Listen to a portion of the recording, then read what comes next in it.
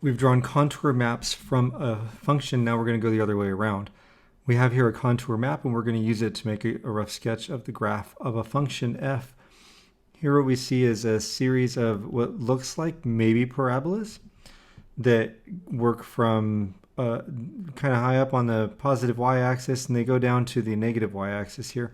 And as we get closer to the bottommost negative portion there, they get closer together. And so keeping in mind the idea of that a contour map represents equally spaced planes intersecting our surface, when they're more budged together, that means we have a steeper surface, right? Steeper portion of the surface there, and then it gets more shallow as we move along the positive y-axis. Furthermore, when it's steep, we can see that z would have a value of 8, and when it's shallow, we can see that z would have a value of -8. So our task is to turn that into a three-dimensional surface. For our curve, for the contour map, and for our surface, z is largest when we're above the negative y-axis, right? We have a z value of 8. And what I want to do is I want to try to represent above this arbitrary point on the y-axis there, the negative y-axis. I want to represent that z is going to be kind of a parabola shape with a height of 8. I've given myself a little dashed vertical line there, so I just have a mental representation of that's where I want to hit my vertex. And then I'm going to try to draw a parabola looking thing. I think that's going to be okay. Maybe. I may adjust it later.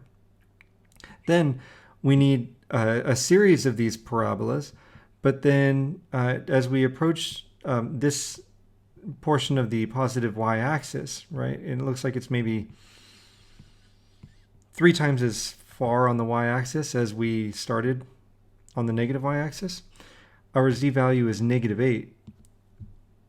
So again, kind of an arbitrary, but trying to be keep it to scale point on the y-axis there. I've made kind of a vertical dashed line that is the same height as what I called 8, right? There's still that kind of that scale. And I can see I need to move this whole thing over because I'm not going to have room to draw the parabola that I intend to draw. And what I'm going to do is I'm going to try to mimic this parabola here, down here. I'm going to say that I kind of pulled it off there. Now the idea that this is steeper above the negative y-axis and then it shallows when we get to below the negative or the positive y-axis, I'm going to represent that by kind of a sweeping curve here for the edge that starts out more steep and then shallows out as I approach that bottom parabola there. I need to give it a bottom edge there, so I'm going to do that, kind of keeping that same curve. And then, just give it a little bit of contour here. And this looks to me like, I don't know, if this were some sort of physical game, it might be where you drop a marble down a chute. Maybe this is some sort of like pinball type thing. And then to help sell the illusion, I'm going to just draw a few more lines or curves, I should say, that help me to see that it goes steep to shallow. I'm not sure that these actually do it. You know what? I'm going to change these because I don't think that I actually communicated that. It starts steep and then goes shallow, right? Starts steep and then goes shallow. And I think I feel better about those now. And as I sometimes tell folks, I think it can help sell it if we thicken the edges, right? So the lines that define the outer edges of our shape, if we draw those a little bit thicker, then it just helps the eye believe that this is a shape in space. Next up, we're going to draw a contour map, not from an image, but from a function description here. F of xy is equal to xy, and let me include the instructions here. Draw a contour map of the function showing several level curves. Our function is f of xy is equal to x times y. Our contour map is going to exist on the xy plane. And I'm going to represent this using several values of k. In fact, I'll write it down as xy equals k. And we can consider like xy is equal to 1, or xy is equal to 4, xy is equal to 1/2, xy is equal to -1, xy is equal to -2. The idea behind all this is that, remember, level curves form contour maps. Contour maps depict a two-dimensional representation of a horizontal plane intersecting a surface, which means constant z values, which means constant function values.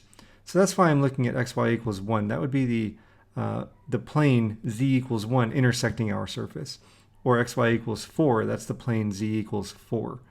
And we were asked to show several level curves, and so I've just picked some values here kind of at random. I'm going to use some colors to show you what I'm representing here. xy equals 1 is the reciprocal function. And so I'm just drawing a portion of the reciprocal function. And remember that the reciprocal function appears in both the first and third quadrants, right? It's an odd function. For xy equals 4, it's a reciprocal function that's been scaled up by a factor of 4. And so the curve is a little bit different, but there we go. Again, in the first and third quadrants for xy equals 4. xy equals 1/2, that's roughly the same curve, but scaled down by a factor of 1/2. And again, that's going to appear in the first and third quadrants. When we turn our attention to xy equals -1, now we're looking at a similar shape to the first one we drew, the reciprocal function, in the second and fourth quadrants. And then finally, xy equals -2 would be a version of that that's been scaled up by a factor of 2. And there we go. That's a contour map for the function that we were given.